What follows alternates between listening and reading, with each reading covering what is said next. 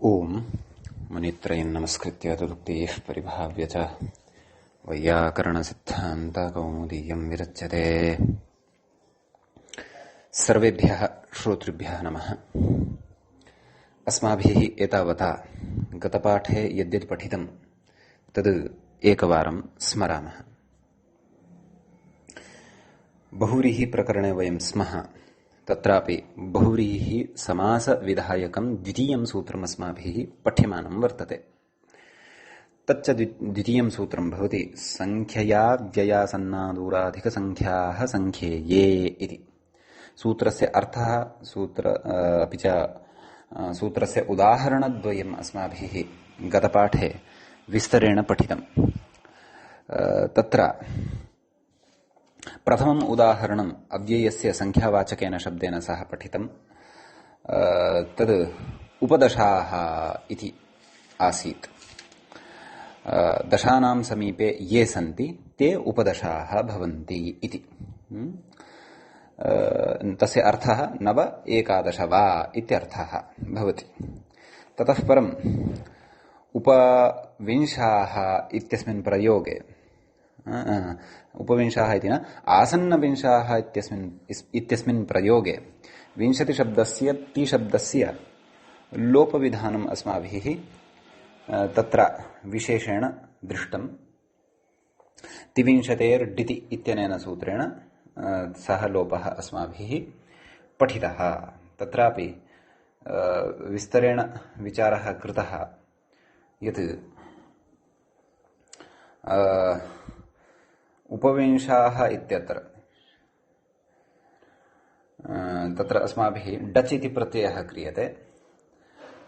डचि सति तत्र उपविंश इत्येतावतः भागस्य पदत्वं न भवति। तत्र पदत्वं कुतः न भवति इति चेत् प्रत्ययलक्षणस्य निषेधद्वारा एव तत्र पदत्वं न सम्भवति।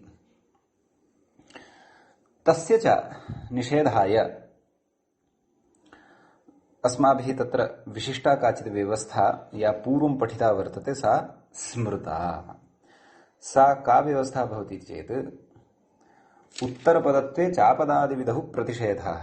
नाम उत्तरपदे चापदादिविधौ प्रत्ययलोपे प्रत्ययलक्षणम् इत्यस्य निषेधः, प्रत्ययलक्षणस्य निषेधः वक्तव्यः इति तस्य अर्थः अस्माभिः पठितः। एवञ्च उपविंशाः इति रूपं साधितम्। इदानीं वयं संख्यया व्ययासन्नादूराधिक इत्यादि सूत्रस्य अवशिष्टानाम् अन्येषाम् उदाहरणानां विषये अपि चर्चां करिष्यामः। तत्र आसन्नविषये अव्ययशब्दस्य उदाहरणं दृष्टम्, आसन्नशब्दस्य उदाहरणं दृष्टम्। इदानीम् अदूरशब्दस्य उदाहरणं द्रष्टव्यं वर्तते। तदर्थम् अग्रे कथयति। किं कथयति चेत् अथ अदूरशब्दस्योदाहरति। अदूरशब्दस्य संख्यावाचकेन शब्देन सह उदाहरणं प्रस्तौति इत्यर्थः।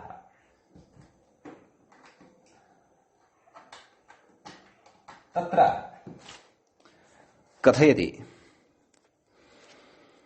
किम् अदूरत्रिंशाः इति मूले उदाहरणं दत्तं खलु। अदूरत्रिंशाः इति कः, तस्य विग्रहः कथं ज्ञातव्यः, नाम लौकिकविग्रहः तस्य कथं भवतु इति चेत् कथयति तत् त्रिंशतः अदूराः इति। त्रिंशतः अदूराः, अदूराः नाम न विद्यन्ते दूरे ये ते अदूराः, अथवा अविद्यमानं दूरं येषां ते अदूराः इति। तर्हि प्रयोगः निर्मातव्यः अस्ति अदूरत्रिंशाः इति। तर्हि तत्र अग्रे कथयति त्रिंशत् संख्यायाः अदूरसंख्यावन्तः इत्यर्थः। उदाहरणस्य अर्थः कः भवति, नाम त्रिंशत् संख्यायाः अदूरसंख्यावन्तः, नाम त्रिंशत् इत्याख्या या संख्या वर्तते तस्याः संख्यायाः ये अदूराः वर्तन्ते, दूरे न सन्ति, समीपे एव सन्ति। अर्थात् कोऽर्थः, अर्थात् तत्र 29 नवविंशाः अथवा एकत्रिंशाः इति वा अर्थः तत्र अवगन्तव्यः।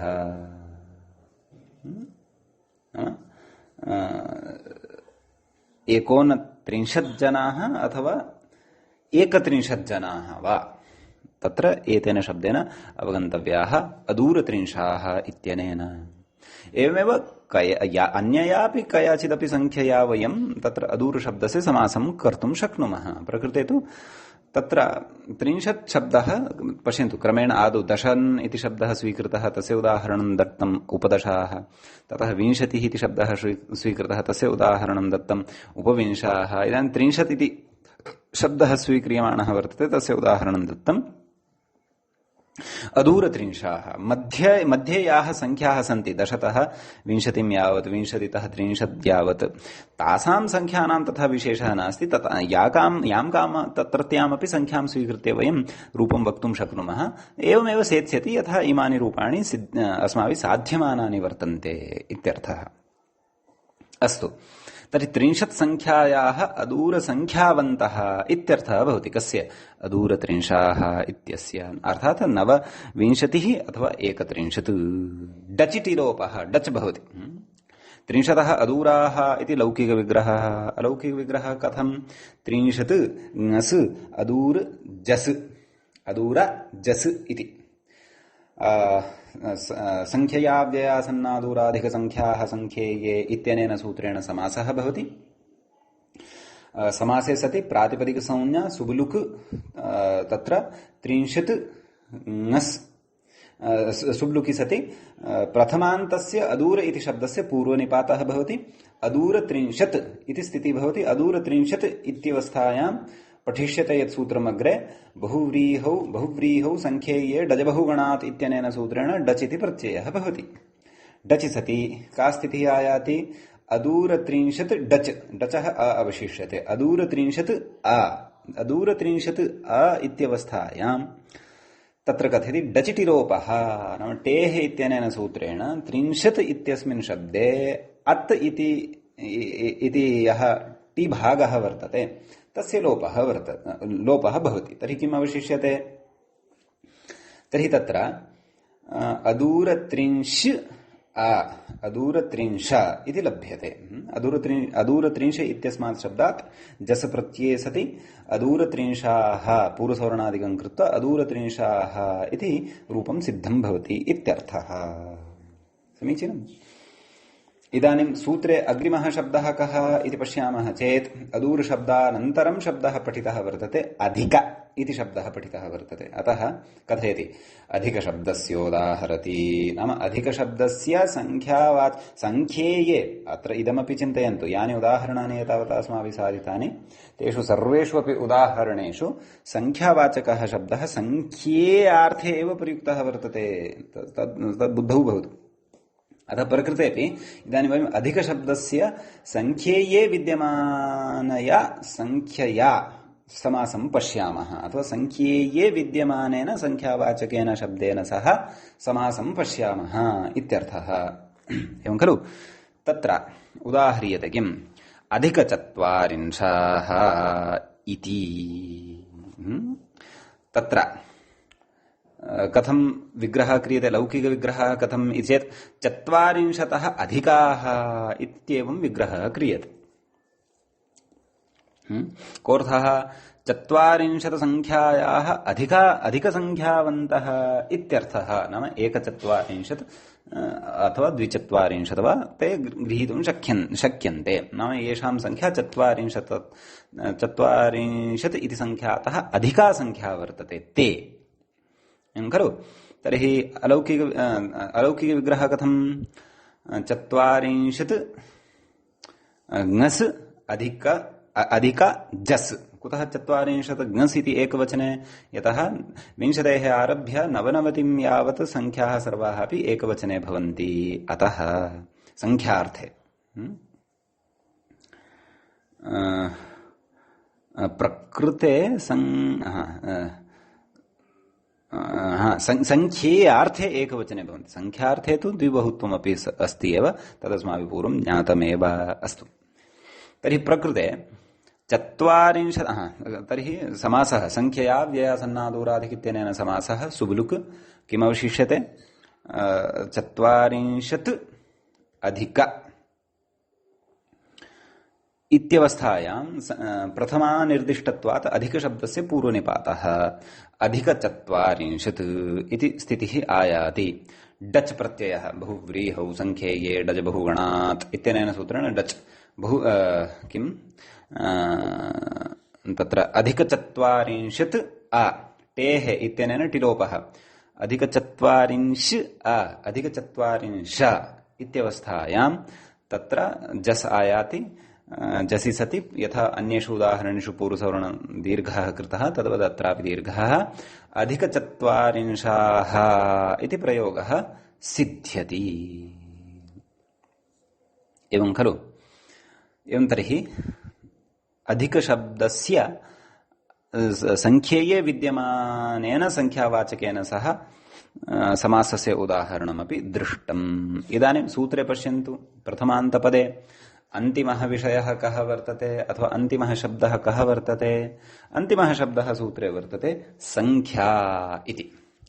तत्र च विद्यमानेन संख्या इति शब्देन अपि 1 2 3 इत्यादयः संख्याशब्दाः एव गृह्यन्ते न तु अन्ये शब्दाः इत्यर्थः। समीचीनं भवतु। एवं तर्हि प्रकृते वयम् इदानीं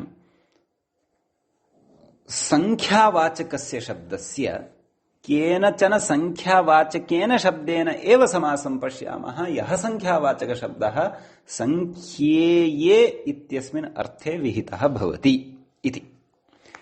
भवतु उदाहरणं द्रष्टव्यं। किम् उदाहरणं दत्तं तदेव कथयति व्याख्याता कथयति संख्यावाचकशब्दस्य संख्यावाचकशब्देन समासमुदाहरति नाम बहुव्रीहि समासमुदाहरति इत्यर्थः। कथमुदाहरणं दत्तं तत्र द्वयो वा त्रयो वा द्वित्राः द्वयो वा त्रयो वा इति लौकिकविग्रहः अस्ति एषः। कः द्वयो वा त्रयो वा इति द्वयो वा त्रयो वा इति द्वित्राः भवन्ति इत्यर्थः। एवं खलु। कथयति वार्थे बहुव्रीहिः प्रकृते वा अथवा द्वौ अथवा त्रयः इत्यस्मिन् अर्थे तत्र वा इत्यस्य यः अर्थः वर्तते तस्मिन् अर्थे प्रकृते बहुव्रीहि समासः वर्तते इत्यर्थः।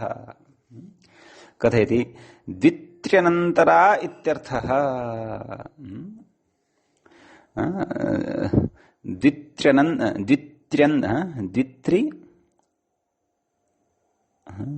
अन्यतरा द्वित्र्यन्यतरा। पश्यन्तु कः प्रयोगः अग्रे प्रयुक्तः द्वित्र्यन्यतरा इत्यर्थः। तत्र विसर्गलोपः वर्तते शाकल्यलोपः जातः वर्तते शाकल्यमतलोपः जातः वर्तते। द्वित्रि अन्यतरा इत्यर्थः।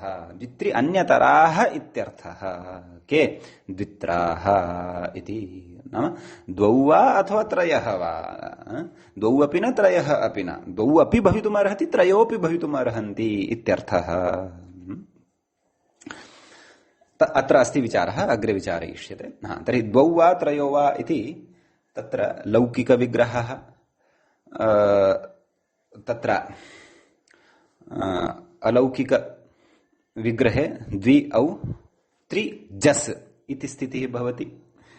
द्वि औ त्रि जस् इत्यवस्थायां तत्र प्रथमानिर्दिष्टत्वात् तत्र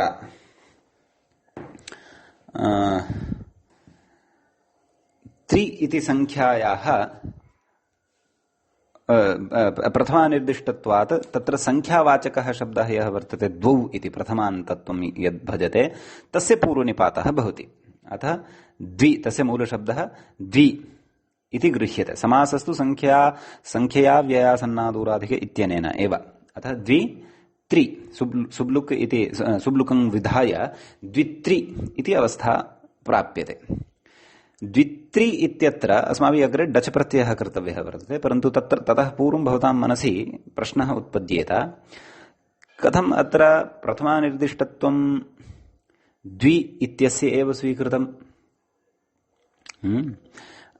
कुतः यतः तत्र त्रि इत्यपि इत्यस्याः अपि संख्यायाः प्रथमानिर्दिष्टत्वमेव खलु वर्तते। इत्यत् सत्यं, परन्तु भवता अत्र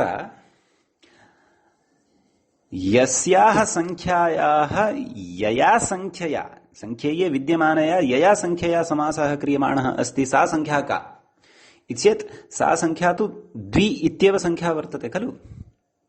अतः सूत्रे विद्यमानेन प्रथमान्तेन द्वि इत्यस्याः एव संख्यायाः तत्र प्रथमानिर्दिष्टत्वेन ग्रहणं कर्तव्यं, न तु यया समासः क्रियमाणः वर्तते त्रि इति संख्या सा न स्वीकर्तुं शक्यते। कुतः प्रथमानिर्दिष्टत्वं तस्याः नास्ति, सा तु तत्र संख्यया इति यत् पदं वर्तते तृतीयान्तं तेन निर्दिश्यते। तृतीयानिर्दिष्टं तु समासे उपसर्जनं न भवति, प्रथमानिर्दिष्टमेव समासे उपसर्जनं भवति। अतः द्वि शब्दः एव तत्र पूर्वम् उपयुज्यते इति। आम्, यदि भवान् तत्र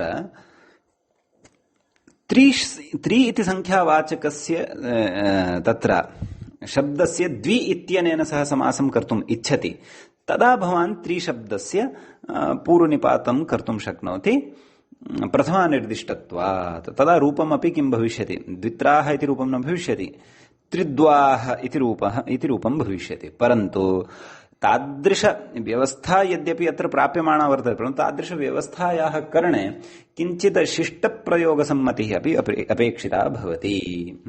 अथवा तत्र संख्यायाः क्रमे आदौ द्वि इति संख्यायाः एव प्रयोगः भवति।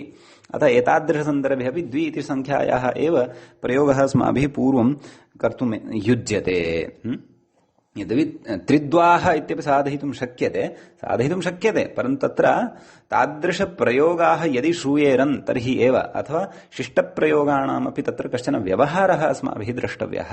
प्रायः त्रिद्वाः इत्येवं प्रयोगाः न दृश्यन्ते, द्वित्राः इत्येवमेव प्रयोगाः दृश्यन्ते। अतः तादृशानामेव प्रयोगाणाम् अस्माभिः अन्वाख्यानाय तत्र प्रवर्तनीयम् इति बुद्धौ स्थापनीयम्। अस्तु, तर्हि द्वित्रि इति लब्धं। द्वित्रित्यवस्थायां तदेव बहुव्रीहौ संख्येये डज बहुगणात् इत्यनेन सूत्रेण डच् द्वित्रि डच् डचः अ अवशिष्यते। द्वित्रि आ इत्यवस्थायां द्वित्रि इत्यत्र टिलोपः, त्रि इत्यत्र विद्यमानः यः इकारः सः लोपं प्राप्नोति। द्वित्र अ द्वित्रा इति जाते, ततः द्वित्र इत्यवस्थायां जस् आयाति पूर्ववत् पूर्वसवर्णादिकं कृत्वा सस्य ऋत्वे विसर्गे सति द्वित्राः इति प्रयोगः सिद्ध्यति इत्यर्थः। समीचीनम्। अधुना अत्र अस्ति कश्चन विचारः। उदाहरणानि तु अस्माभिः दृष्टानि, सूत्रगतानि सर्वाणि अपि उदाहरणानि चर्चितानि। अत्र कश्चन विचारः उच्यमानः वर्तते। किम् कथयति, भाष्यस्थः कश्चन विचारः अस्ति, श्रोतव्यः, यावदवगम्यते तावद् अवगन्तुं प्रयासो विधेयः, नावगम्यते तर्हि यावदवगतं तावद् बुद्धौ संस्थाप्य अग्रे प्रवर्तनीयम्। यतः मूले अत्र विचारः न कृतः वर्तते। कदाचित् सा शङ्का बुद्धौ भवितुम् अर्हति, अतः तस्याः शङ्कायाः तां शङ्काम् उपस्थाप्य तस्याः परिहारं कथयन् अस्ति व्याख्याता। किं कथयति, ननु द्वित्राः आनीयन्ताम् इत्युक्ते कदाचित् द्वौ आनयति खलु। द्वित्राः आनीयन्ते नाम द्वयो वा त्रयो वा इति खलु अर्थः तस्य। परन्तु अस्माभिः तु यद् ज्ञापितं तद् द्विवचनेन न ज्ञापितं, न च एकवचनेन ज्ञापितं। न यद् आदिष्टं नाम द्वित्राः आनीयन्ताम् इति वचनेन यद् आदिष्टं तत्र द्विवचनेन नादिष्टं, न च एकवचनेन आदिष्टं, तत्र बहुवचनेन एव आदिष्टं। किं द्वित्राः इति बहुवचनं वर्तते तत्र। द्वित्राः आनीयन्ताम् इत्युक्ते कदाचित् सः द्वौ एव आनयति। कुतः, यथा द्वित्राः इत्यस्य कः अर्थः, द्वौ वा त्रयो वा इति खलु अर्थः। परन्तु बहुवचने प्रयुक्तम् अस्माभिः द्वित्राः, अतः कदाचित् द्वौ आनयति। तदा कथयति अग्रे, तदा कथं बहुवचनत्वं, तर्हि द्वित्राः इति बहुवचनसङ्गतिः तदा कथं स्यात् खलु इति चेत् कथयति। नाम कथं बहुवचनं द्वित्राः इत्यत्र यदि एवं रीत्या भवता शङ्क्येत तर्हि तत्र उच्यते। इति चेत् अत्र भाष्ये उक्तं, किमुक्तम्, अनिश्चये बहुवचनं प्रयोक्तव्यम् इति वचनात् समाहितं। भाष्ये एवं रीत्या उक्तं, नाम अनिश्चयः। द्वित्राः आनीयन्ताम् तत्र नाम द्वयोः एव आनयनं करोतु अथवा त्रयाणामेव आनयनं करोतु इति कश्चन निश्चयः नास्ति। द्वौ लभ्येते चेत् तौ एव आनयतु, बहवः लभ्यन्ते चेत् तानेव आनयन्तु, त्रयः लभ्यन्ते चेत् तानेव आनयतु। अतः एतादृश निश्चये गम्यमाने तत्र बहुवचनमेव प्रयोक्तव्यम्। द्वित्रौ इति तु न भवति, न च द्वित्रः इति भवति, एवं खलु? कुतः? तत्र बहुवचनस्य एव प्रयोगत्वात्। यथा उपदशाः, आसन्नविंशाः, अधिकचत्वारिंशाः इति बहुवचनप्रयोगाः भवन्ति, तद्वत् द्वित्राः इत्यपि बहुवचनप्रयोगो भवति इत्यर्थः। अतः तत्र अनिश्चये बहुवचनं प्रयोक्तव्यं। नाम अनिश्चयत्वात् प्रकृते सः द्वौ एव आनयेन्नाम, परन्तु वयम् अनिश्चये गम्यमाने तत्र बहुवचनस्य प्रयोगं कुर्मः। यदि तु निश्चयः स्यात् तर्हि तु द्वित्राः इति प्रयोगोऽपि न स्यात्। यदि अस्माकम् एव मनसि निश्चयः अस्ति द्वौ एव आनयौ, तर्हि द्वित्राः आनीयन्ताम् इति न कथयामः वयं, तर्हि तु द्वौ आनयतु इत्येव कथयामः। अथवा त्रयः एव आनयाः इति चेत् तर्हि तु त्रीन् आनयतु इत्येव कथयामः। तत्र अस्माकं निश्चयः भवति, परन्तु अनिश्चये गम्यमाने तु तत्र द्वित्राः इति बहुवचनत्वेन एव निर्देशः दातव्यः इति भाष्ये समाधानं कृतम्। तथा अग्रे कथयति, तथा कार्यान्वये विकल्पः। नाम कार्यान्वये कर्तव्ये तु विकल्पः भवति। नाम बहुवचनत्वेन तत्र निर्देशः दत्तः, आनयनं द्वयोः भवति वा त्रयोः भवति वा इति एतादृशकार्ये तु विकल्पः भवितुम् अर्हति। शब्दात् तु नियमेन कोटिद्वयोपस्थितिः। नाम शब्दात् तु नियमेन, नाम यः शब्दः उच्यमानः वर्तते, कः? द्वित्राः इति। तत्र शब्दात् नियमेन कोटिद्वयोपस्थितिः, नाम यः उच्यमानः शब्दः वर्तते द्वित्राः इति, तेन तु कोटिद्वयस्यापि उपस्थितिः भवति। कोटिद्वयं नाम द्वयोः एका कोटिः, त्रयाणाञ्च एका कोटिः। नाम कोटि नाम एका श्रेणीविशेषः इत्यर्थः। कोटि इत्यत्र 1 करोर् इत्यर्थे नास्ति, कोटिद्वयं नाम अवस्थाद्वयम् इत्यर्थः। अतः शब्दात् तु नियमेन कोटिद्वयस्यापि उपस्थितिः भवति। कस्मात् शब्दात्? अस्मात् शब्दात्, द्वित्राः इत्यस्मात् शब्दात्, नाम द्वौ इत्यनयोः अपि अर्थः उपस्थितः भवति, अपि च त्रयः इत्ययमपि अर्थः तत्र उपस्थितः भवति, एवं खलु? तदुपस्थित्यनन्तरं नाम कोटिद्वयस्यापि उपस्थितेः अनन्तरं तदुपस्थित्यनन्तरम् अन्यतरानयनम् इच्छया। नाम अन्यतरानयनं द्वयोः आनयनं वा त्रयाणाम् आनयनं वा तत्तु इच्छाधीनं वर्तते, तत्तु इच्छया भवति इति कथयति। अतः शब्दान्नियमेन पंचानाम उपस्थितिः इत्यपि समाहितम्। अतः शब्दान्नियमेन, यदि नाम अत्र शब्दात् नियमेन, नाम द्वित्राः इति शब्दस्य यः नियमः वर्तते, तेन पञ्चानामपि वस्तुतः उपस्थितिः भवति। द्वौ अपि च त्रयः आहत्य 5 इति भवन्ति, परन्तु ततः कतीनाम् आनयनं कर्तव्यं, द्वयोः एव आनयनं कर्तव्यं वा अथवा त्रयाणामेव आनयनं कर्तव्यं वा, तत्तु तत्र इच्छानुसारं भवति। कुतः? यतः तत्र विकल्पः सन्निहितः वर्तते, अतः खलु इति भाष्ये कश्चन विचारः प्रयुक्तः वर्तते। अस्य आशयः आहत्य अयमेव, नाम कश्चन द्वौ वा आनयेत् त्रयः वा आनयेत्, अस्माभिः तु सः बहुवचनान्ततया एव प्रकृते निर्देष्टव्यः वर्तते इत्यर्थः, एवं खलु? एवञ्च तत्र अग्रे कथयति कश्चन विचारः इतोपि वर्तते।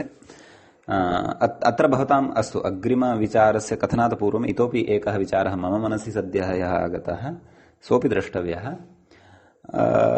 यदि कोऽपि एतत्तु भवता 2 अपि च 3 इत्यतः आरभ्य उक्तम्, यदि अहं तत्र 1 इति संख्यायाः 2 इति संख्यया सह समासं कृत्वा वदामि, तर्हि कः प्रयोगः स्यात्?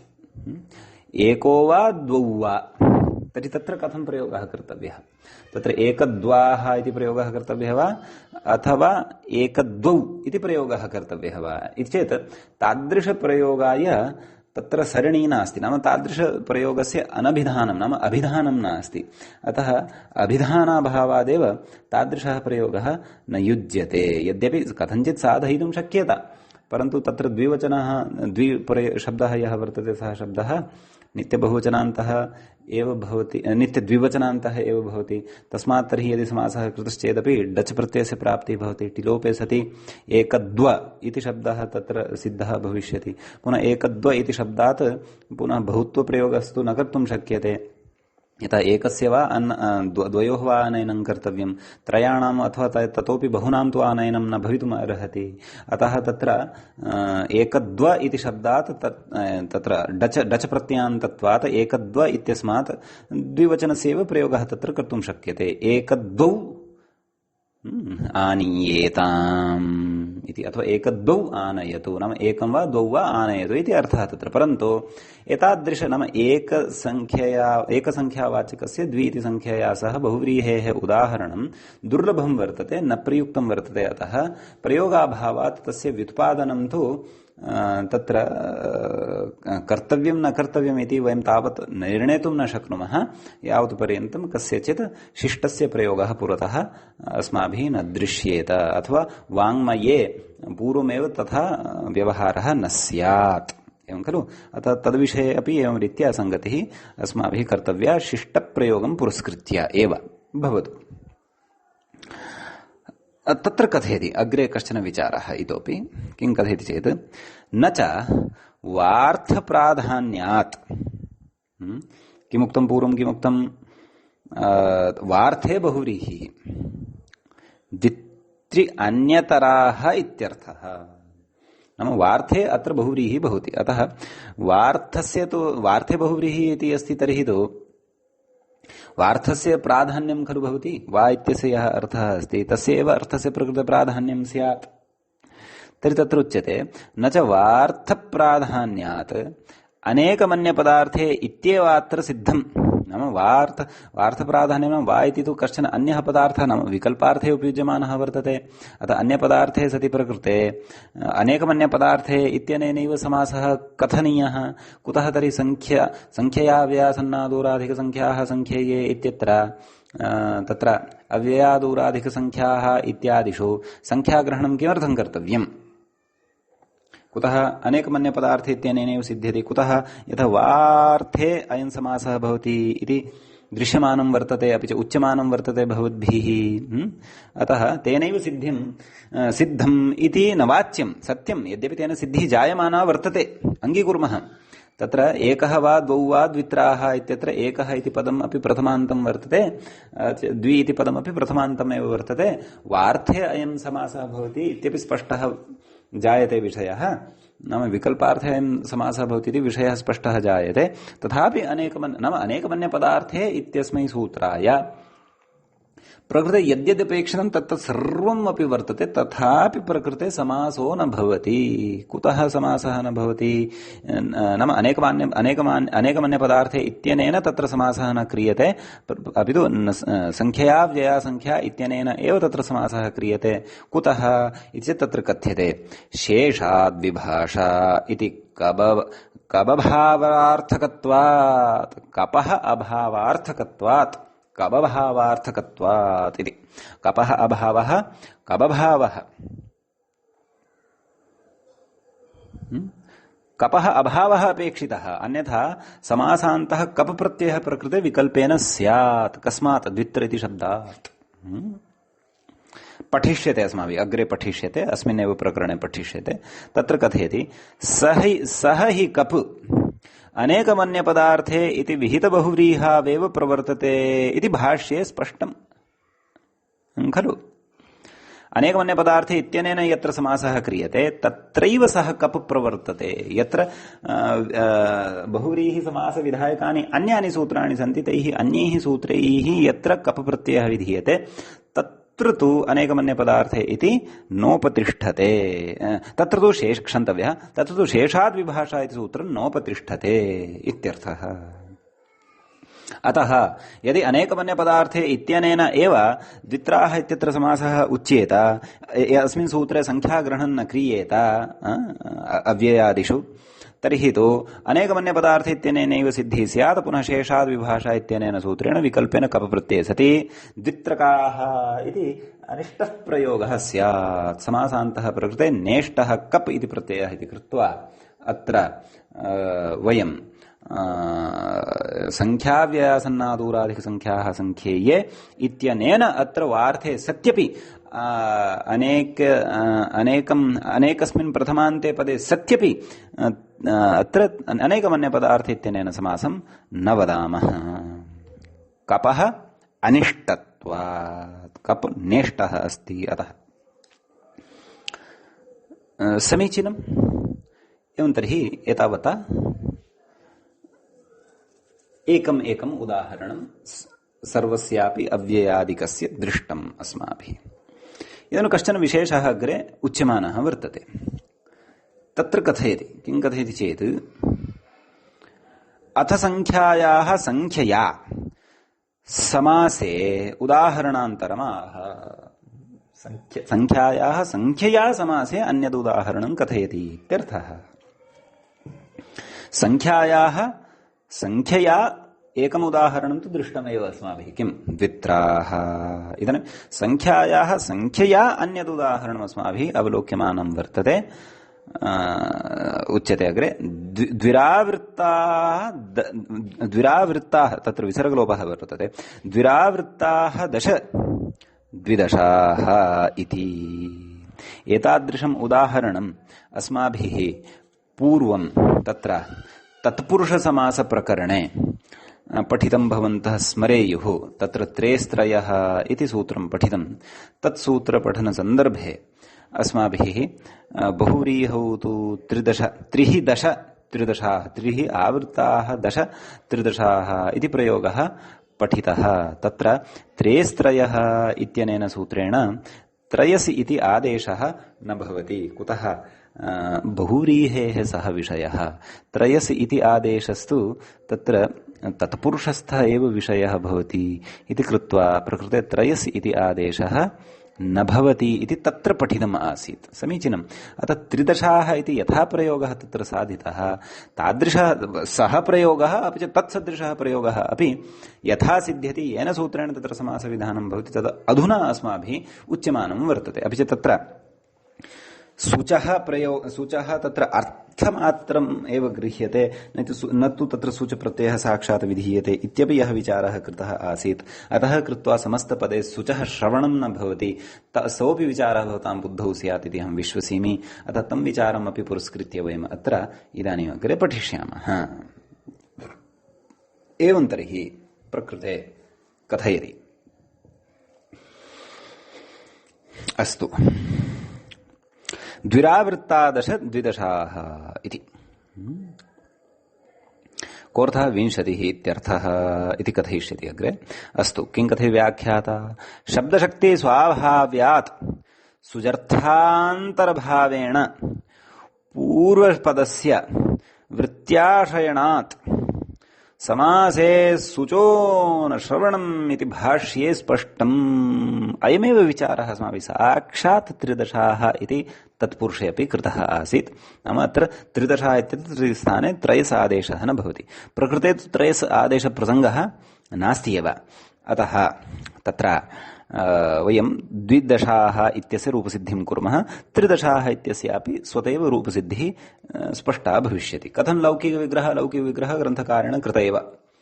द्विः आवृत्ताः दश इति लौकिकविग्रहः। अलौकिकविग्रहः कथं कर्तव्यः?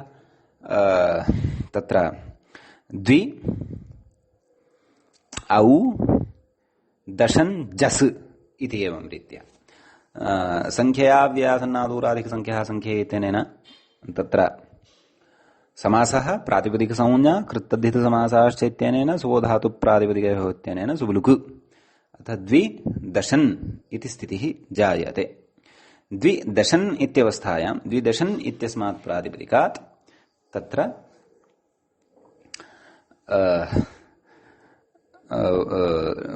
तत्र बहुव्रीहौ संख्येये डज बहुगणात् इत्यनेन सूत्रेण डच् इति प्रत्ययः द्विदशन् ड न स्तद्धिते इत्यनेन अन् इति टिलोपः द्विदश द्विदश तत्र जस् द्विदशाः इति रूपं सिद्ध्यति। तर्हि तत्र उच्यते विग्रहस्तु कृतः द्विः आवृत्ताः दश इति। नाम द्विः दश इति विग्रहः कृतः वस्तुतः। तत्र द्विः इत्यत्र सुच् प्रत्ययः श्रूयते। द्वित्रि चतुर्भ्यः सुच्। तर्हि तत्र सुच् इति प्रत्ययः श्रूयते। स च तदेव संख्यायाः क्रियाभ्यः वृत्तिगणने विधीयते। कृत्वसुचः अपवादः सः सुच् तद्धितप्रकरणे विस्तरेण पठिष्यते। तत्र पूर्वेषु प्रकरणेषु अस्माभिः तस्य विस्तरेण चर्चा कृता अपि अस्ति। अतः अयं विषयः सर्वथा नूतनः अस्ति इत्यपि नास्ति। द्विशब्दात् सुचि, सुचः स अवशिष्यते, द्विस् इति प्रातिपदिकं भवति, तस्य सस्य ऋतु ततः विभक्ति आयाति, तस्याः लोपः भवति हल्ङ्यादिना सस्य ऋतुविसर्गे सति द्विः इति प्रयोगः सिद्ध्यति इति वयं जानीमः। परन्तु तस्य अर्थः अत्र स्वीक्रियते। नाम लौकिकविग्रहवेलायां तु सुचः अर्थं पुरस्कृत्य भवद्भिः द्विः आवृत्ताः इत्युक्तम्। परन्तु अलौकिकविग्रहवेलायां तर्हि सः सुच कुतो न श्रूयते इति तत् कथयति। शब्दशक्ति स्वाभाव्यात् सुजर्थान्तर्भावेण, नाम सुचः अर्थः अत्र वर्तते। सुचः अर्थस्य अन्तर्भावः प्रकृते वर्तते। पूर्वपदस्य वृत्त्याश्रयणात् समासे, नाम पूर्वपदं प्रकृते यद् वर्तते किं द्वि इति, वृत्त्याश्रयणात् समासे सुचो न श्रवणम् खलु। एतत् शब्दशक्ति स्वाभाव्यादेव वर्तते। नाम प्रकृते समासे यः द्विशब्दः प्रयुज्यते सः सुच प्रत्यय विधानं विना अपि अथवा सुच प्रत्ययं विना अपि सुजर्थम् अन्तः स्वस्मिन् अन्तर्भावयति। एतदेव तत्र त्रिदशः इति रूपसाधनवेलायां कथितं। नाम लक्षणया अत्र त्रिशब्दे, तत्र लक्षणया त्रिशब्दे सुचः अर्थः विद्यमानः वर्तते।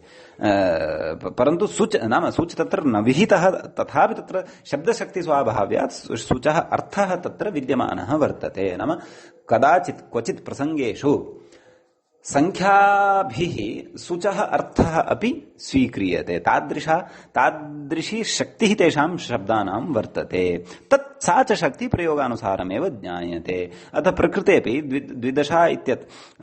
द्विदशाः इत्यादिषु प्रयोगेषु अपि तत्र द्विशब्दः सुचं विना अपि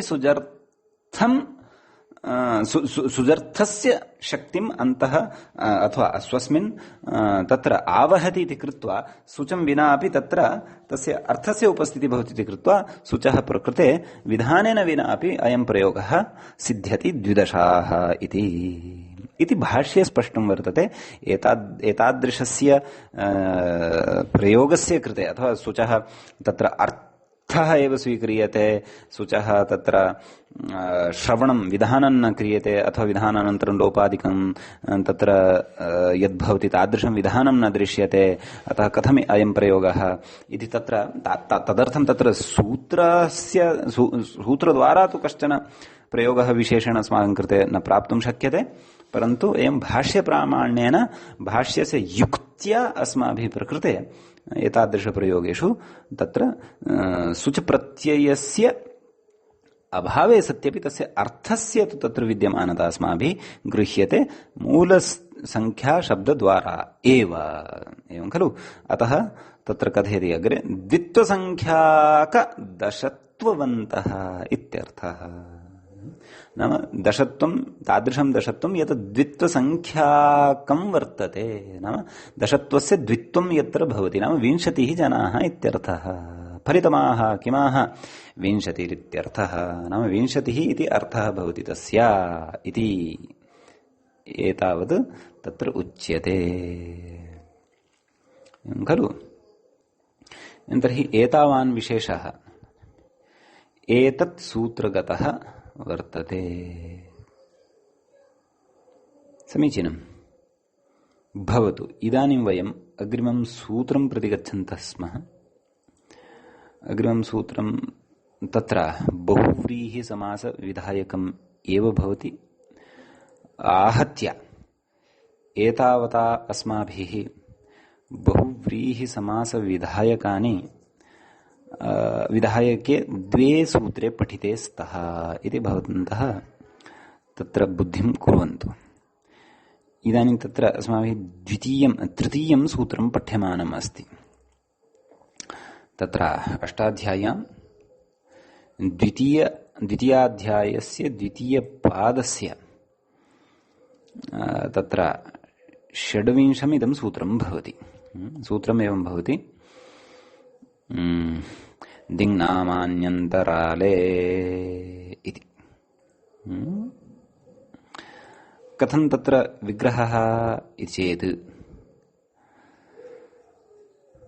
दिङ्नामानि इति एकं पदं वर्तते। पदच्छेदमादौ पश्यामः। दिङ्नामानि प्रथमाविभक्तेः बहुवचनं भवति। अन्तराले इत्यपि इति प्रथमान्तं नास्ति, सप्तम्यन्तं वर्तते। सप्तमीविभक्तेः एकवचनान्तं तद् भवति इति। एवं खलु? कथं विग्रहः इति चेत् दिशां नामानि दिङ्नामानि। एवं खलु? दिक् इत्यत्र मूलप्रातिपदिकं किम्? दिश् किमन्तं तत्प्रातिपदिकं? शकारान्तं भवति। अतः तत्र उच्यते दिशान्नामानि दिङ्नामानि। षष्ठी तत्पुरुषसमासो भवति। दिङ्नामानि अन्तराले तावदेव। तत्र शेषो बहुव्रीहिः इत्यस्मात् बहुव्रीहिः इत्यनुवर्तते। महाविभाषायाः अधिकारे स्मः। सुप् समासः इत्यादि सर्वं तत्र लभ्यते अनुवृत्तिवशात्। व्याख्याता किं कथयति तदेकवारं पश्यामः। कथयति नामानि इत्यनन्तरं सुबन्तानि परस्परम् इति शेषः। सुबन्तानि परस्परम् इति योजनीयं कुत्र? तत्र सूत्रार्थकरणसमये अथवा सूत्रे वा इति। सूत्रार्थः तत्र कृतः। कः कृतः? दिशः नामानि अन्तराले वाच्ये इति खलु उच्यमानं वर्तते। अतः तत्र नामानि एतदनन्तरं नाम यः सूत्रार्थः कृतः वर्तते, दिशः नामानि एतदनन्तरम् अन्तराले इत्यतः च पूर्वं तत्र कः भागः योजनीयः चेत् सुबन्तानि परस्परं। तर्हि कथं सूत्रार्थः भविष्यति? दिशः नामानि सुबन्तानि परस्परम् अन्तराले वाच्ये इति खलु? नाम दिशः नामानि सुबन्तानि नाम दिङ्नामानि एव अत्र सुबन्तानि स्वीकरिष्यन्ते इत्यर्थः। तानि दिङ्नामानि एव मिथः परस्परं समस्यन्ते। नाम अत्र पूर्वपदमपि दिग्वाचकं भवति, उत्तरपदमपि दिग्वाचकमेव भवति। यस्य पदेन समासः करिष्यते तत्पदमपि दिग्वाचकमेव, येन पदेन समासः करिष्यते तत्पदमपि दिग्वाचकमेव। परन्तु अन्तराले वाच्ये तद् अन्तरालः, सः अन्तरालः कः, कीदृशः, तस्य अर्थः उदाहरणं दृष्ट्वा ज्ञास्यते। एवं खलु? तत्र अन्तराले वाच्ये प्राग्वत् कथयति अग्रे व्याख्याता। प्राग्वदिति नाम समस्यन्ते। कानि समस्यन्ते? दिग्नामानि समस्यन्ते। दिग्नामानि कीदृशानि? सुबन्तरूपाणि दिग्नामानि समस्यन्ते। स च बहुव्रीहिः। प्राग्वत् नाम समस्यन्ते समासः तत्र भवति, अपि च सः बहुव्रीहि समासः भवति इत्यर्थः। बहुव्रीहि समासः तत्र ज्ञातव्यः इत्यर्थः। एवं किल? कथयति अग्रे। एतावता अस्माभिः सूत्रार्थः स्पष्टीकृतः। अग्रे कथयति नामानि इति बहुवचनत्वम् अविवक्षितम् इत्यभिप्रेत्योदाहरति। नाम नामानि इत्यनेन बहुवचनम् अविवक्षितं वर्तते। यद्यपि बहुवचनत्वमेव तत्र दिङ्नामानि इति बहुवचनमेव, परन्तु तत्र अभिप्रायः कः? नाम पङ्क्तेः अभिप्रायः कः? अस्याः पङ्क्तेः व्याख्यातुः अस्याः पङ्क्तेः कः अभिप्रायः? नामानि इति नाम दिङ्नामानि। नामानि इति बहुवचनत्वं प्रयुक्तं खलु? बहुवचनत्वम् अविवक्षितं वर्तते। नाम तत्र दिङ्नामानि मिथः समस्यन्ते, परन्तु तत्र कानिचन दिङ्नामानि सन्ति तानि बहूनि दिङ्नामानि यानि सन्ति नाम बहूनि दिशां नामानि यानि वर्तन्ते तानि बहुभिः दिशां नामभिः सह समस्यन्ते इति नास्ति। एकं दिग्वाचकं पदं केनचन अपरेण दिग्वाचकेन पदेन सह समस्यते इति वस्तुतः अर्थः इत्यर्थः। दिङ्नामानि बहूनि सन्ति इति कृत्वा सर्वेषामपि दिग्वाचकानां तत्र ग्रहणं जायते, परन्तु एकस्मिन् काले एकमेव दिग्वाचकः शब्दः, एक एव दिग्वाचकः शब्दः अथवा एकमेव दिग्वाचकं सुबन्तम् अन्येन दिग्वाचकेन सुबन्तेन सह समस्यते इत्यर्थः भवति इति। एवं खलु सप्रागवत् नाम प्रकृते प्रागवत् इति तु उक्तमेव।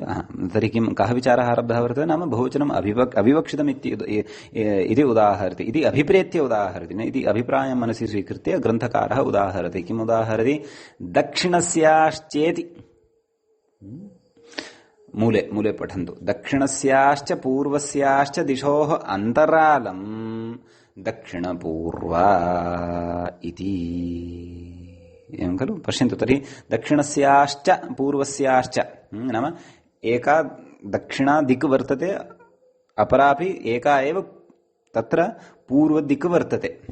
तयोः मध्ये यद् अन्तरालं वर्तते तदन्तरालमुच्यते दक्षिणपूर्वा। दक्षिणपूर्वा इत्यत्र वर्तते बहुव्रीहि समासः। कथयति अग्रे दक्षिणपूर्वेति। तर्हि लौकिकविग्रहः कथं स्थापनीयः? दक्षिणस्याश्च पूर्वस्याश्च दिशोः अन्तरालम् इत्येव लौकिकविग्रहः। अलौकिकविग्रहः कथं स्थापनीयः? दक्षिणङस् तत्र किं दक्षिणा ङस्, दक्षिणा इति आकारान्तस्य अस्ति खलु, दक्षिणा इति आकारान्त सर्वनामशब्दस्य षष्ठी भवति खलु, दक्षिणस्याः इति सर्वस्याः इतिवत्। पूर्वपरावर दक्षिणोत्तरापराधराणि व्यवस्थायाम संज्ञायाम् इत्यनेन तत्र सर्वनाम संज्ञा व्यवस्था ज्ञातव्या। अस्तु। एवं तर्हि दक्षिणस्याश्च पूर्वस्याश्च दिशः अन्तरालं दक्षिणपूर्वा इति भवति। एवं खलु? एवं तर्हि प्रकृते तत्र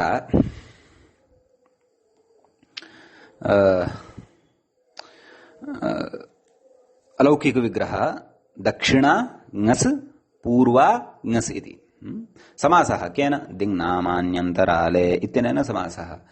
प्रातिपदिक संज्ञा केन? कृत्तद्धित समासाश्च सुबुलुक केन? सुबो धातु प्रातिपदिकयोः इत्यनेन किम् अवशिष्टम्? दक्षिणा पूर्वा इति अवशिष्टम्। एवं खलु? तत्र कथयति यद् स्त्रीत्वं लोकात् नाम प्रकृते स्त्रीत्वं यद् वर्तते तद् नाम अस्य शब्दस्य नाम अन्तरालार्थे प्रयुक्तः यः नाम उभयोः अन्तरालं यद् वर्तते तस्य कृते यः समस्तपदव्यवहारः क्रियमाणः वर्तते दक्षिणपूर्वा इति, तस्य च यल्लिङ्गं वर्तते स्त्रीलिङ्गं, तत् स्त्रीलिङ्गं लोकात् स्वीकृतं वर्तते। नाम लोकात् तस्य स्त्रीलिङ्गत्वं ज्ञातव्यम् इत्यर्थः। एवं खलु? अग्रे कथयति यद्वा अन्तरालम् इह दिगेव गृह्यते। एवं खलु? नाम दक्षिणस्याः पूर्वस्याश्च दिशोः यद् अन्तरालम् तद् अन्तरालमपि दिकः एव एकः भागः खलु, दिशः एव एकः भागः खलु, अतः तद् अन्तरालं दिगेव वस्तुतः। अतः तदन्तरालमपि दिगेव इति कृत्वा दिक् स्त्रीलिङ्गे भवति, अतः स्त्रीलिङ्गे अस्ति इति कृत्वा अत्र निष्पन्नस्य शब्दस्यापि स्त्रीलिङ्गमेव ग्राह्यम् दिगिति विशेष्यत्वात्। एवं खलु? अतः प्रकारद्वयेन प्रकृते स्त्रीलिङ्गत्वम् अवगन्तुं शक्यते इत्यर्थः। अग्रे कथयति किम्? सर्वनाम्नो वृत्तिमात्रे पुंवत्वम् इति भाष्यम् इति।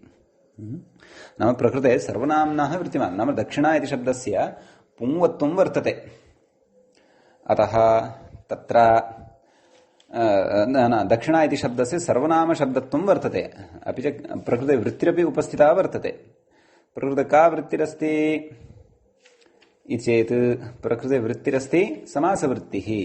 समासवृत्तिः प्रकृते वर्तते इति कृत्वा किं भवति तत्र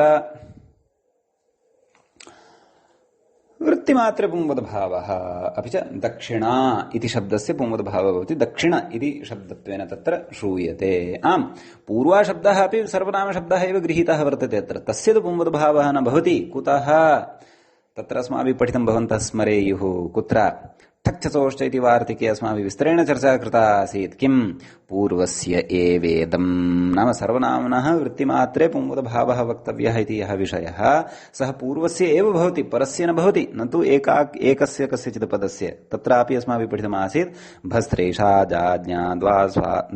भस्त्रेषाजाज्ञा स्वानै पूर्वाणामपि इत्यादि लिंगात् तत्कथं लिंगं भवति इति अस्माभिः तत्र विशेषेण विस्तरेण च चर्चितमासीत् अतः तत्रत्यः विचारः भवतां बुद्धौ स्यात् सः विचारः बुद्धौ यदि अस्ति तर्हि प्रकृते भवन्तः इदमपि अवगच्छन्ति यत् दक्षिणा पूर्वा इत्यनयोः मध्ये पूर्वं यद् पदं वर्तते दक्षिणा इति तस्य एव पुंवद्भावः भवति उत्तरतः विद्यमानस्य सर्वनाम्नस्तु पुंवद्भावो न भवति इत्यर्थः अतः दक्षिणपूर्वा सुप्रत्ययः हल्ङ्यादिना लोपः दक्षिणपूर्वा इति रूपं सिद्ध्यति इत्यर्थः अत्र कश्चन विचारः उच्यमानः वर्तते अग्रे एतावान् विचारः तु नाम एतदुदाहरणस्थः विचारः तु अवगतः स्यात् इति अहं भावयामि अग्रे कथयति किं कथयति यद्यप्युपसर्जनत्वान्न सर्वनामत्वम्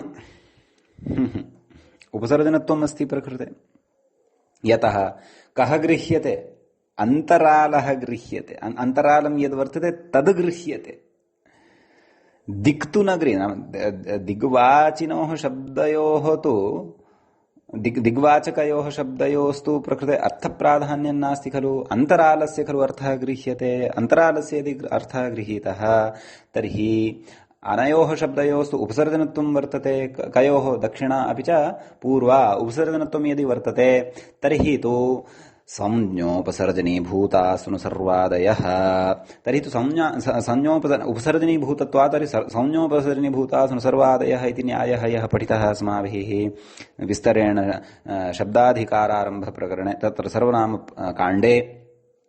सर्वनामसंज्ञाकाण्डे तत्र तु उपसर्जनीभूताः सर्वनामसंज्ञाः न भवन्ति तर्हि प्रकृतेपि दक्षिणा अपि च पूर्वा इति शब्दद्वयं यद् वर्तते अनयोः सर्वनामसंज्ञा अपि कुतः स्यात् कुतः चेत् उपसर्जनत्वम् अनयोः भवति कुतः चेत् प्रकृते समासे सति तु तत्र अन्तरालार्थः खलु गम्यते न तु दिशोः अर्थः गम्यते इति चेत् कथं तर्हि यदि सर्वनामत्वमेव नास्ति तर्हि कथं सर्वनाम्नो वृत्तिमात्रपुंवद्भावः इति तत्र वक्तव्यम् यद्भाष्ये उक्तम् यद्यपि इति कृत्वा विचारः आरब्धः वर्तते समस्या अस्ति परन्तु यद्यपि इति उक्तं तथापि कथयति नाम यद्यपि उपसर्जनत्वान्न सर्वनामत्वम् इति सत्यं तथापि भूतपूर्वगत्या सर्वनामत्वमादाय पुंवत्वं भवति इति भूतपूर्वगत्या नाम तत्र लौकिकविग्रहवेलायां या गतिः आसीत् का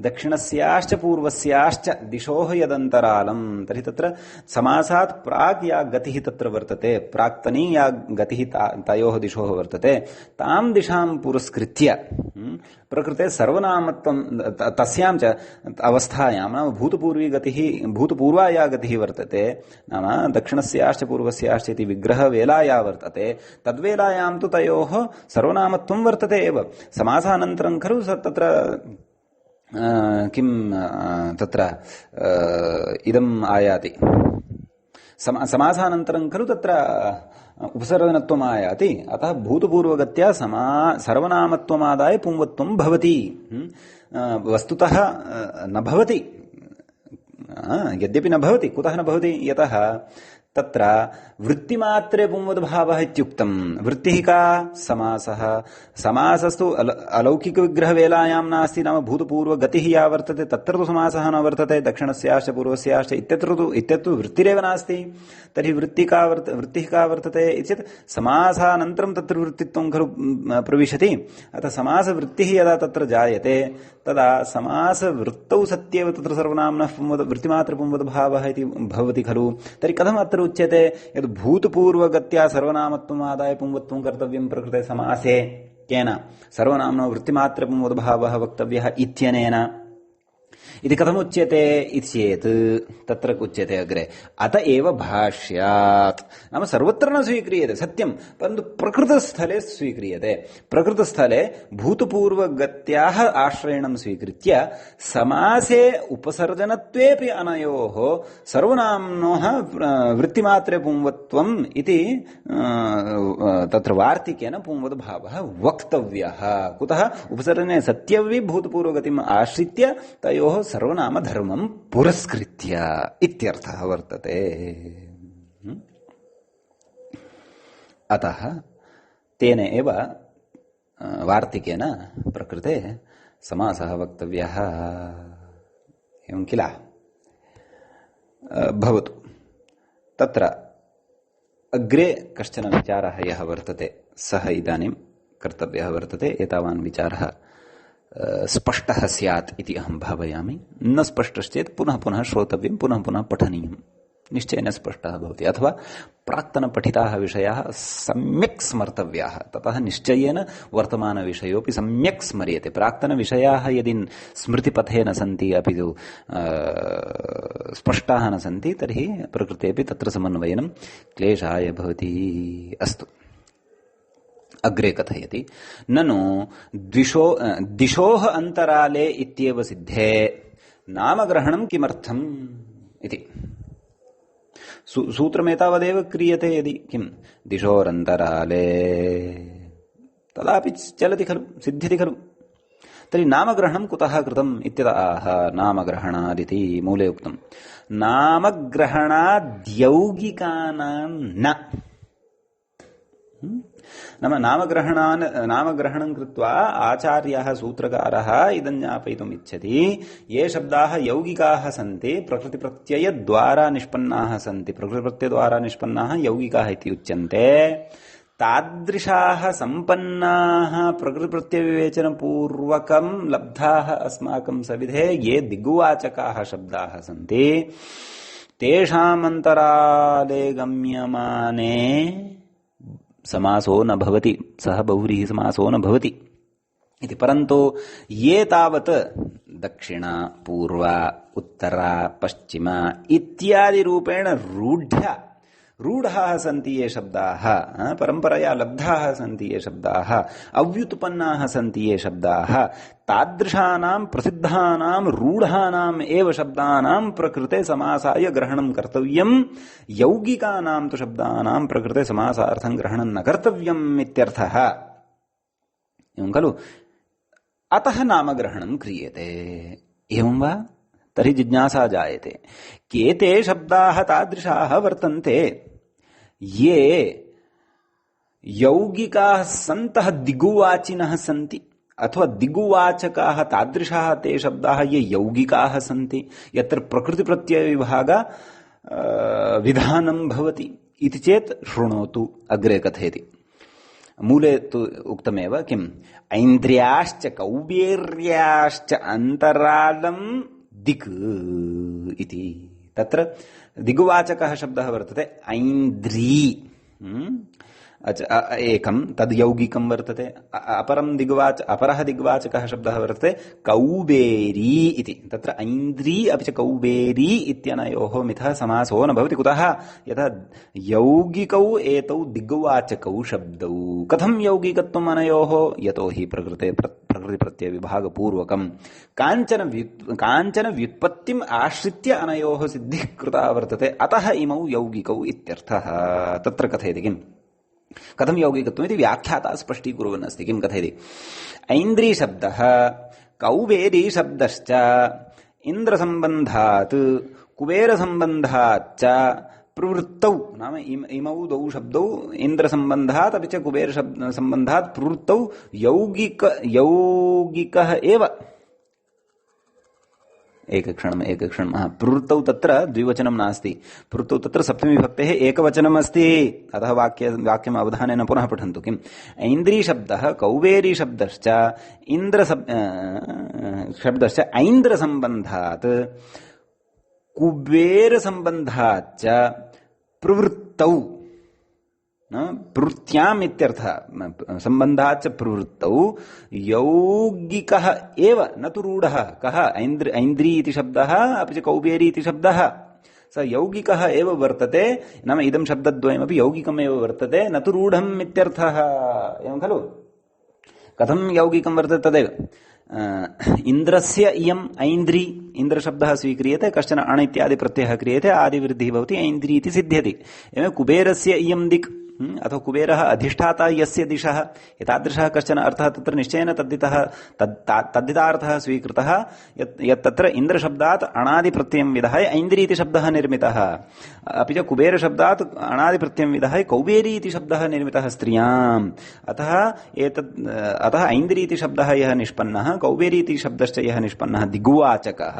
कस्याश्चित् दिशः एव नाम भवति ऐन्द्री इति अपि च कौबेरी इति विशेषणं भवति वस्तुतः अतः अयं दिग्वाचकः शब्दस्तु तत्र यौगिकः वर्तते अस्य एतादृश यौगिकशब्दस्य तु तत्र समासार्थं न ग्रहणं भवति एतदर्थमेव तत्र नामग्रहणं कृतं वर्तते अन्यथा दिशोरन्तराले इत्यनेनैव सिद्ध्यति स्म इति सत्यं परन्तु तत्र नामग्रहणसामर्थ्यात् एतावान् तत्र अर्थः अस्माभिः बुद्धौ स्थापनीयः इति एतावता दिङ्नामान्यन्तराले इति सूत्रमपि पठितं भवति वयं बहुव्रीहि समासप्रकरणस्य अग्रिमं सूत्रमादाय अग्रिमे पाठे उपस्थिताः भवामः तावत्पर्यन्तं सद्यः अत्रैव विरामः दीयमानः वर्तते अत्रैव मङ्गलं क्रियते मुनित्रयं नमस्कृत्य तदुक्तिः परिभाव्य च वैयाकरणसिद्धान्त कौमुदीयं विरच्यते सर्वेभ्यः श्रोतृभ्यः नमः।